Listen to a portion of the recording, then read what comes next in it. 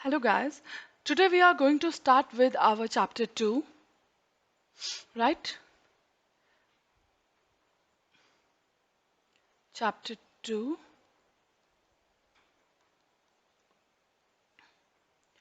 The name of the chapter is Theory of Demand and Supply. Theory of Demand and Supply.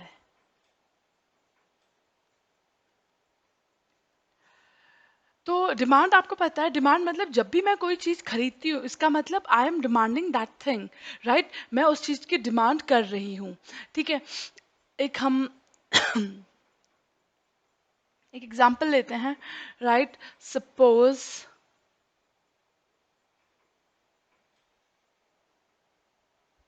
Okay,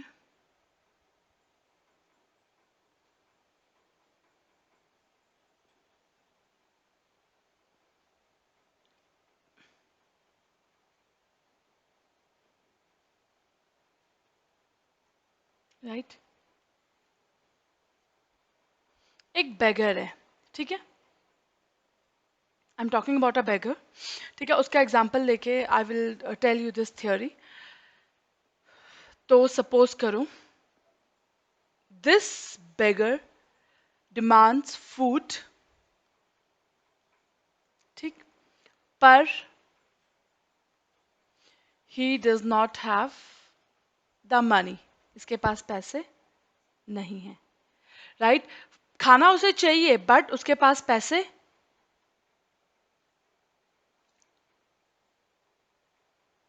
he needs food, ठीक है, but उसके पास पैसे नहीं है। तो ऐसा केस जब होता है कि आपकी कोई चीज की जरूरत है आपको, बट आपके पास उसके लिए पैसे नहीं है, तो वो क्या बन के रह जाती है? Desire, right? तो the term that we will use here is desire. Desire, okay.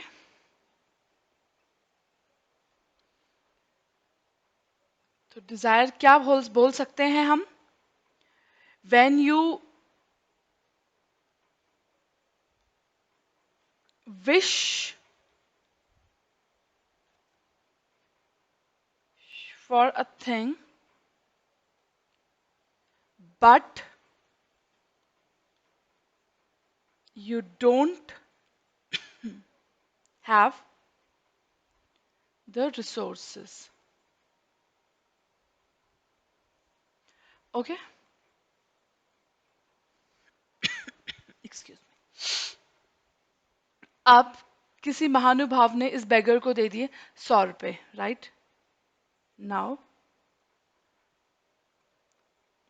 someone gives him rupees 100. You keep on copying with me, right? साथ साथ समझते रहो एंड साथ साथ कॉपी करते रहो। Now someone give him rupees 100, right? उसको 100 रुपए मिल गए। तो अब क्या होगा? ही नीड्स फूड, फूड उसे चाहिए, अब उसके पास पैसा भी है, ठीक है। पर अब वो सोच रहा है कि 100 रुपए मैं खाने पे ना खर्च करके, ठंडियां आने वाली हैं, मैं अपने लिए क्या परचेज कर लूं? एक स्वेटर परचेज कर लूं, राइट?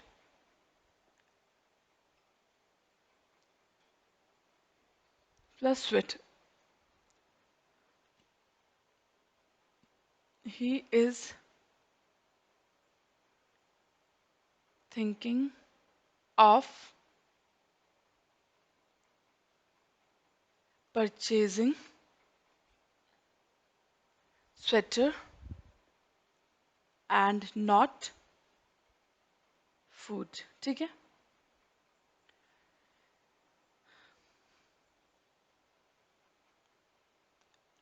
अब इस कॉन्सेप्ट को हम बोलेंगे विलिंगनेस।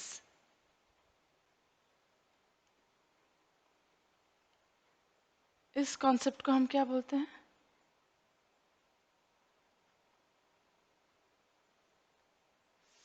विलिंगनेस मतलब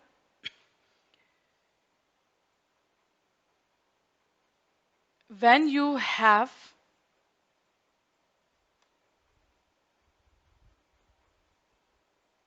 wish, इच्छा भी है आपकी,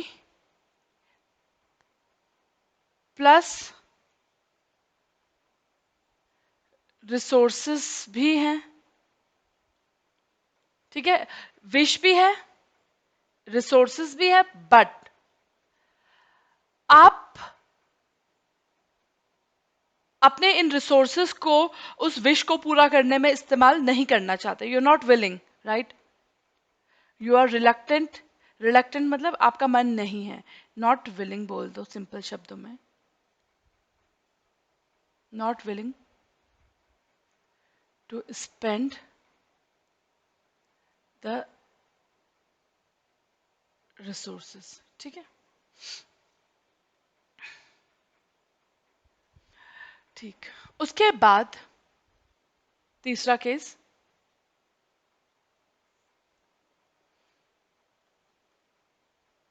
यू नीड फूड, 100 रुपए भी हैं, sorry, money,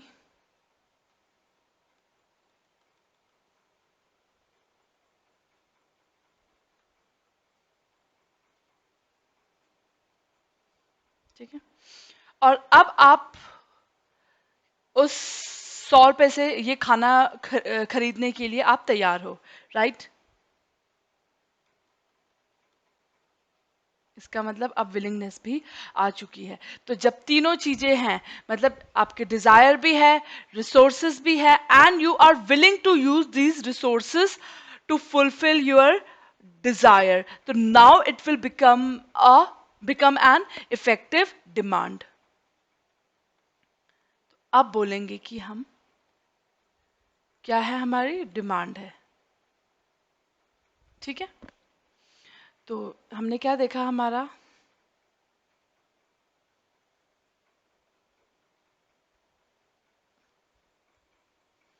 I was supposed to write this in black, right?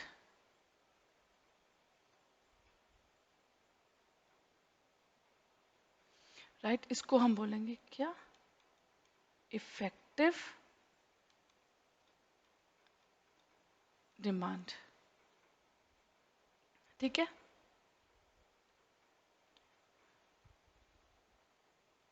ठीक है, तो फूड इसका मतलब यहाँ पे क्या है, आपकी डिजायर है, इसके नीचे लिख दीजिए आप ready to spend ₹100 on food, ठीक है,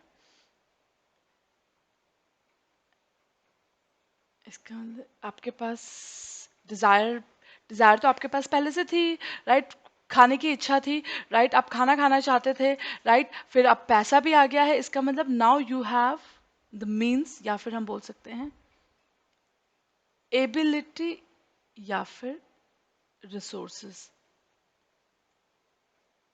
ठीक है, और विलिंग, राइट, अब आप विलिंग भी हो to spend this money to purchase this food, तो ये तीनों मिलके अब हमारी क्या बन जाएगी, इफेक्टिव डिमांड, ठीक है, तो लिख लीजिए आप इफेक्टिव डिमांड हम किसे बोलते हैं,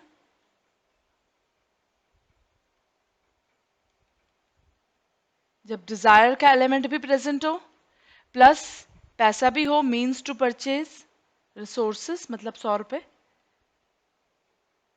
मेरे केस में, प्लस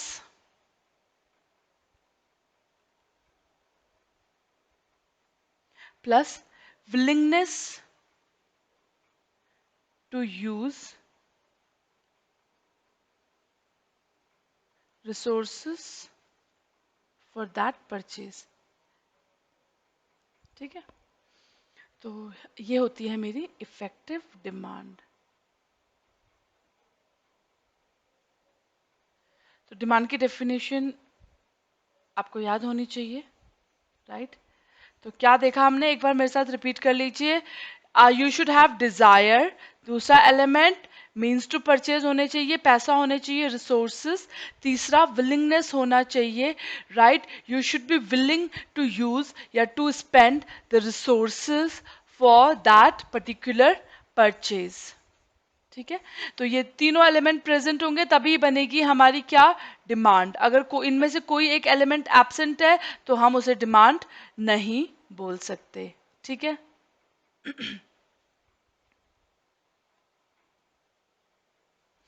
चलो इसके बाद है अगला पॉइंट। जब भी हम डिमांड की बात करते हैं, राइट, तो डिमांड तो किसी भी चीज की हो सकती है ना, it can be of goods या फिर ऑफ सर्विसेज। ठीक है, प्लस जब मैं कोई गुड्स लेने जाती हूं तो मैं क्या बोलती हूँ कि भैया इसका प्राइस क्या होगा, राइट? तभी जाके सपोज करो मेरे जेब में 100 रुपए हैं, ठीक है, मेरे को सेब लेने हैं, तो मैं एप्पल वाले से पूछूंगी भैया एप्पल क्या रेट चल रहा है। अगर वो बोलता है कि मैम 50 रुपए किलो, तो मैं बोलूंगी अच्छा 2 किलो दे दो। ठीक है, और अगर वो बोलेगा मैम 100 रुपए, तो तब मैं बोलूंगी भैया 1 ही किलो दो। ठीक है, तो जब मैं कोई भी गुड्स परचेज करने जाती हूँ तो मुझे उसका प्राइस पता होना चाहिए, तभी मैं बता सकती हूँ कि मुझे कितनी चीज खरीदनी है। ठीक है, प्लस टाइम पीरियड, मुझे ये भी तो बताना पड़ेगा कि भैया मुझे आज चाहिए, कल चाहिए, इस हफ्ते के एंड तक चाहिए, मुझे मंथली चाहिए, वीकली चाहिए, ईयरली चाहिए, राइट? तो I have to mention my time period also, right? तो डिमांड टाइम के साथ ही चलती है, राइट? टाइम बताना जरूरी है। तो टाइम का यहाँ पे मैं स्टार कर रही हूँ, इस स्टार को मैं यहाँ पे मेंशन कर देती हूँ, राइट? टाइम के रिगार्डिंग,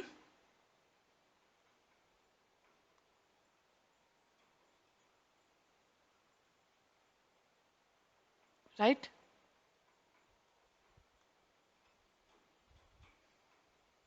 ठीक है, तो quantity demanded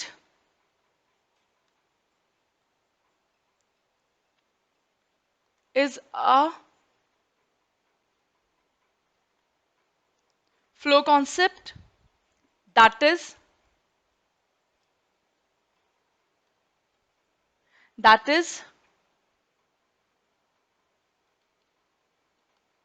it is with reference to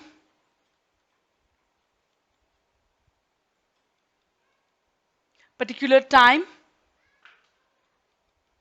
that is per week or monthly और yearly, right? I have to mention कि मुझे पर वीकली चाहिए या मंथली चाहिए या ईयरली चाहिए, राइट? बिना टाइम मेंशन करे demand is will not be considered as demand. तो ये तो था हमारा demand concept. Now next that we are going to discuss is determinants of demand, next topic।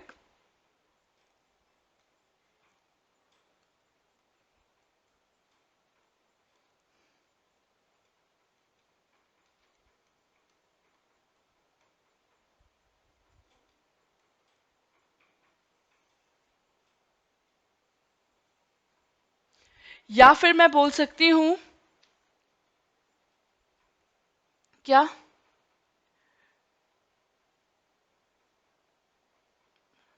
Determinants of demand, या फिर मैं बोल सकती हूं factors on which demand depends, right. जब भी मैं कोई चीज खरीदने जाती हूँ, जब भी मैं किसी चीज की डिमांड करती हूँ, तो मेरी डिमांड कई सारी चीजों पे बेस्ड होती है, कई सारे फैक्टर्स मुझे सोचने पड़ते हैं। I have to keep in mind before making any purchases, right. जब भी मैं कोई चीज परचेज करती हूँ तो there are many factors to be considered, जैसे कि प्राइस। पहले मैं प्राइस के बारे में सोचती हूँ, अच्छा उस चीज का प्राइस हाई है तो चलो I can cancel the purchase, ठीक है। या फिर अच्छा मेरी इनकम ठीक है तो चलो, अब इनकम अच्छी हो गई है तो let's go to purchase that item. तो डिमांड ना कई सारी चीज़ों के ऊपर क्या होती है, डिपेंडेंट होती है। तो वो कई सारी चीज़ें हम एक बार यहाँ पे मेंशन कर देते हैं, राइट। तो ये है आपका price of commodity. Next is price of related goods, right. Next is income of the consumer,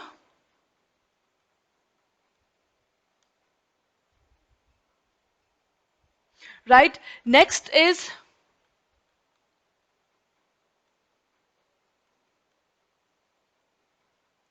taste and preference of the consumer.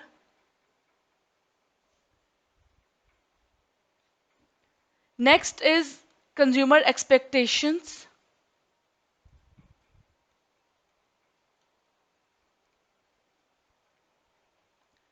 Next is other factors, right. तो जब भी मैं कोई चीज परचेज करती हूं तो ये सारे फैक्टर्स हैं जो कि मुझे क्या करने हैं, ध्यान में रखने हैं। इन सब फैक्टर्स को डिटेल में हम डिस्कस करते हैं अभी, राइट।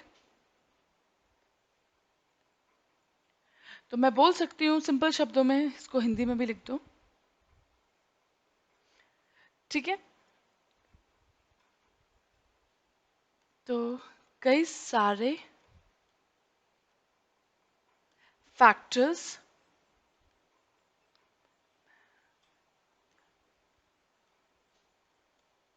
ध्यान में रखे जाएंगे बिफोर मेकिंग एनी परचेज,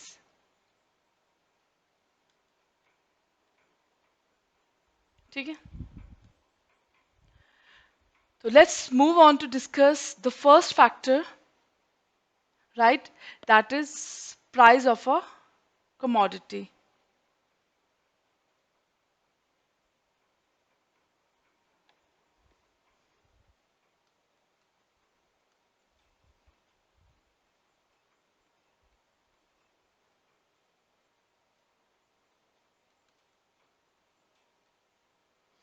ठीक है। तो देखो आप खुद सोचो, जब भी आप कोई चीज परचेज करते हैं तो सबसे पहले आप क्या पूछते हैं, प्राइस। अगर उस चीज का प्राइस बहुत ज्यादा है तो आप कम क्वांटिटी खरीदते हो, और अगर प्राइस कम है तो आप ज्यादा क्वांटिटी खरीद सकते हो, ठीक है। तो कोई भी चीज खरीदने से पहले I have to keep in mind क्या, the price of that particular commodity, okay. तो first factor is price of a commodity. अब इसमें एक कॉन्सेप्ट इन्होंने दे रखा है, वो कॉन्सेप्ट है आपका सेटरिस paribus.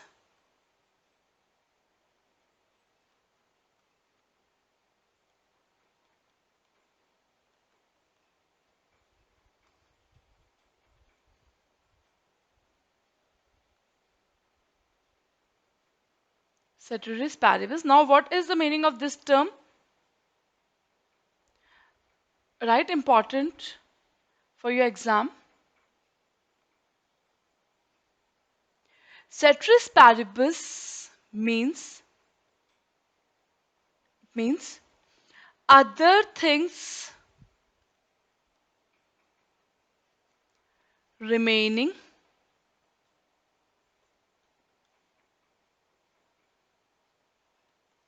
constant. Right? Ceteris paribus means other things remaining constant.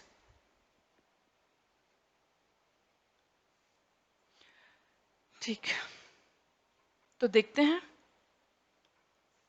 देखो, अगर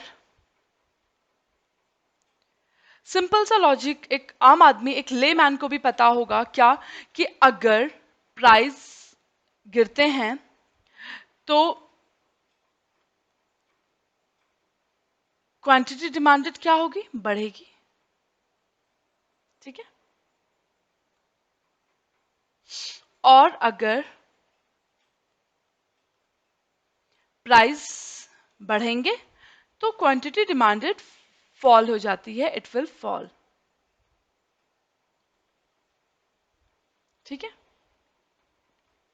तो हमने क्या रिलेशन देखा, जब प्राइस गिरे तो डिमांड बढ़ी, जब प्राइस बढ़े तो डिमांड गिरी। तो एरो के बीच में रिलेशंस देखो, उल्ट ऑपोजिट एरो जा रहे हैं, राइट। एक एरो नीचे तो दूसरा ऊपर, एक एरो ऊपर तो दूसरा एरो नीचे, राइट। तो यहां पे हमने क्या देखा, इनवर्स रिलेशन देखा, या इसको हम नेगेटिव रिलेशन भी बोल सकते हैं, राइट।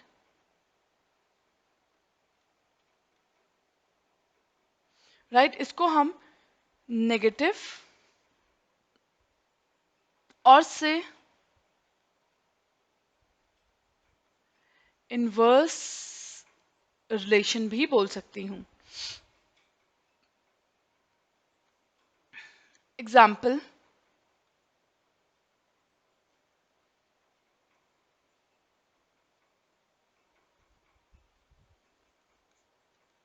एग्जाम्पल, अगर मिल्क के प्राइस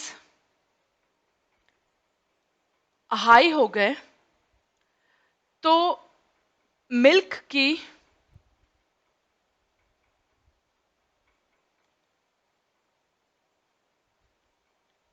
क्वांटिटी डिमांडेड क्या हो जाएगी,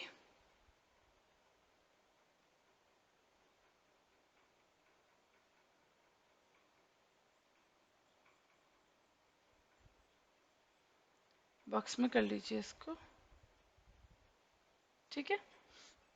हमने देखा अगर मिल्क के प्राइस हाई हो जाएंगे तो मिल्क की क्वांटिटी डिमांडेड क्या हो जाएगी, फॉल हो जाएगी। ठीक। और अगर मिल्क के प्राइस गिर जाएंगे तो क्या होगा, मिल्क की जो क्वांटिटी डिमांडेड है दैट विल इंक्रीज। ठीक है।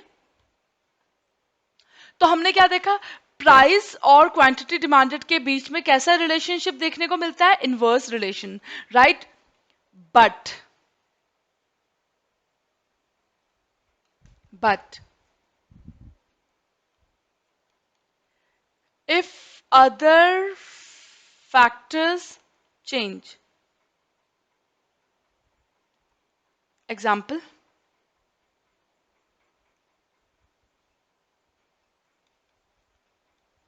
income।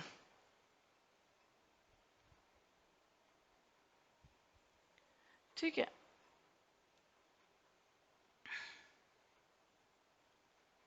Example income. ठीक है। अगर इनकम चेंज होती है तो, ठीक है, तो हमने क्या देखा,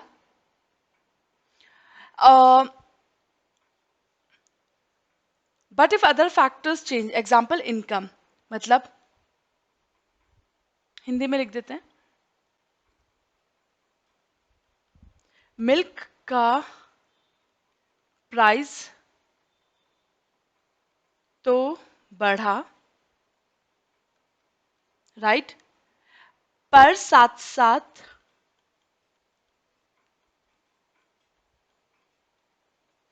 कंज्यूमर की कंज्यूमर की इनकम भी क्या हुई, बढ़ी। ठीक है। तो हमने क्या देखा, हो सकता है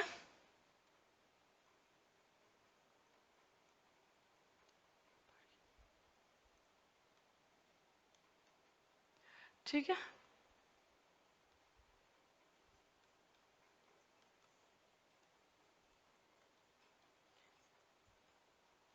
तो हो सकता है कि कंज्यूमर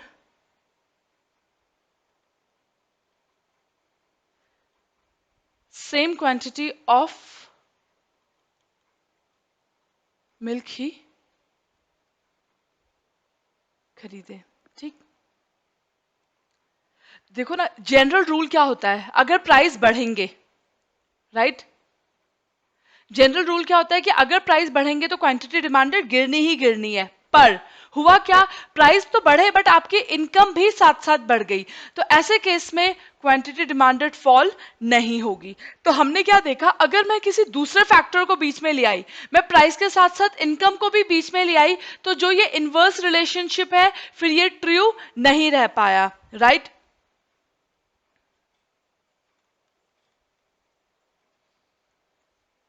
तो प्राइस बढ़े बट क्वांटिटी डिमांडेड फॉल नहीं होगी, राइट। ठीक, देन तो हम लिख देते हैं then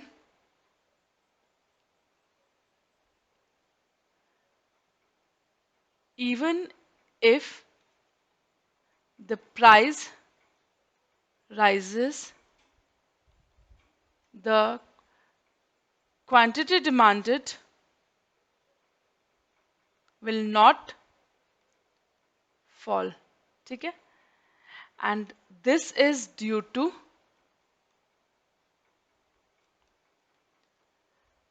other factor that has come up। तो वो कौन सा फैक्टर है, दैट इज इनकम, ठीक है।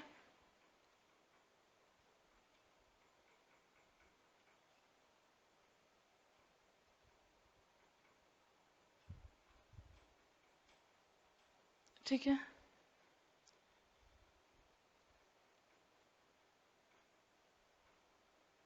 इनकम। तो सेटेरिस पैरिबस का रूल क्या बताता है कि जब भी हम प्राइस ऑफ कमोडिटी की बात करेंगे तो हम सिर्फ दो ही चीजों के बारे में डिस्कस करेंगे, एक हम प्राइस की ही डिस्कस करेंगे और दूसरा क्वांटिटी डिमांडेड की ही बात करेंगे।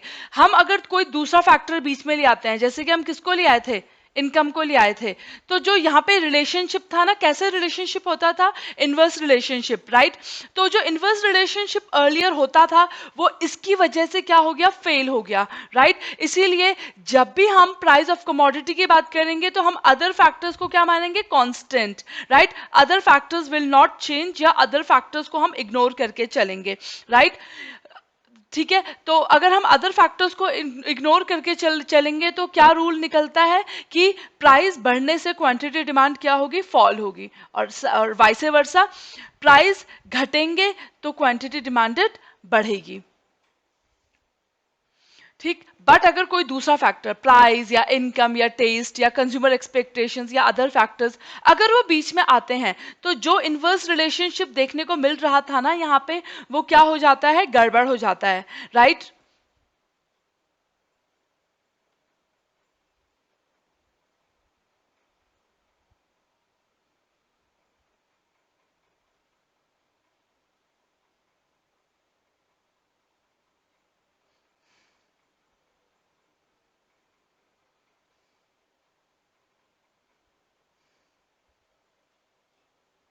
तो थोड़ा सा और लिख लेते हैं इसमें,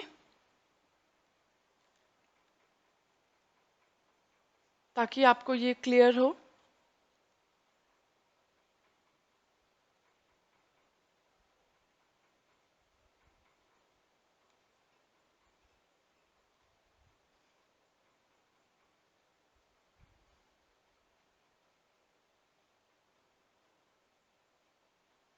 ये समझाने के पर्पज से मैं आपको लिखवा रही हूँ, एग्जाम में तो आपका ऑब्जेक्टिव पेपर ही आएगा,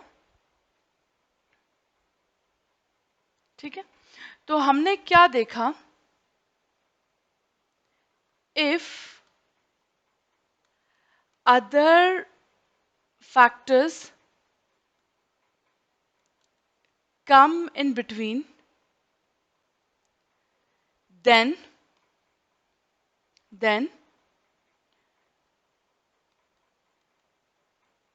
price and quantity price and quantities inverse relationship does not hold will not hold true.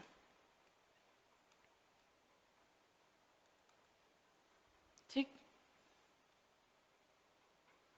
तो कंक्लूजन की तरफ बढ़ते हैं.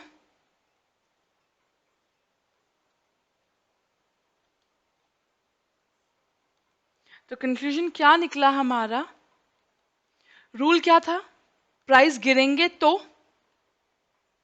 क्वांटिटी डिमांडेड क्या होगी? बढ़ेगी. This is the general rule.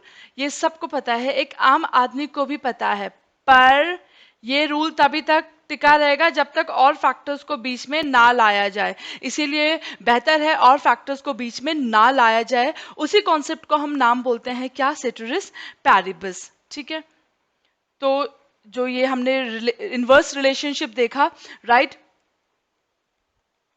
will be true only if other factors are kept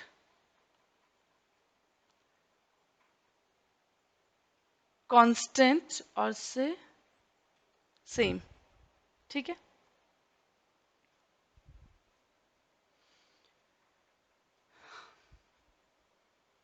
ठीक है. तो इस टॉपिक को हम एक बार बुक से देख लेते हैं, राइट. तो आप आइए, theory of demand and supply. तो theory of demand and supply में सबसे पहले हमने मीनिंग ऑफ डिमांड देखा. तो डिमांड हम किसी भी चीज की कर सकते हैं, गुड्स और सर्विस. डिमांड के लिए क्या होना चाहिए? हमने पढ़ा था, डिमांड के लिए डिजायर होनी चाहिए, रिसोर्सेज होने चाहिए और आपकी इच्छा होनी चाहिए कि इन रिसोर्सेज को मैं किस में इस्तेमाल करूं टू फुलफिल माय डिजायर. ठीक है, और हमने पढ़ा था क्वांटिटी डिमांडेड तभी बता सकती हूं मैं जब मेरे को प्राइस पता हो. ठीक है, और quantity demanded is a flow concept, क्योंकि जब भी मैं क्वांटिटी डिमांड करती हूँ तो मुझे बताना पड़ता है कि मुझे पर वीक चाहिए या मंथली चाहिए and so on, right.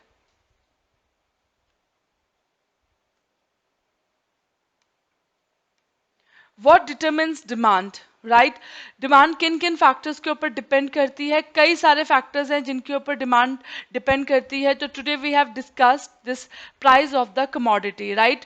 Quantity demanded किसके ऊपर डिपेंड करती है? प्राइस के ऊपर. और सेटरिस पैरिबस मतलब जो अदर फैक्टर्स हैं, बाकी नीचे और फैक्टर्स जो हैं, price of related commodities and this income of consumer, right, and other factors जो भी दे रखे हैं, consumer expectation, all these factors will remain constant. उनको बीच में नहीं लाएंगे. जैसे हम अपने केस में इनकम को बीच में ले आए थे, तो जो प्राइस में होता था ना इनवर्स रिलेशन, पढ़ा था ना हमने, किसी भी चीज का प्राइस और उसकी क्वांटिटी डिमांडेड का क्या रिलेशन होता है? इनवर्स. देखो ना, अगर एप्पल के प्राइस बढ़ गए हैं तो एप्पल की क्वांटिटी डिमांडेड कम हो जाएगी. तो क्या देखा हमने?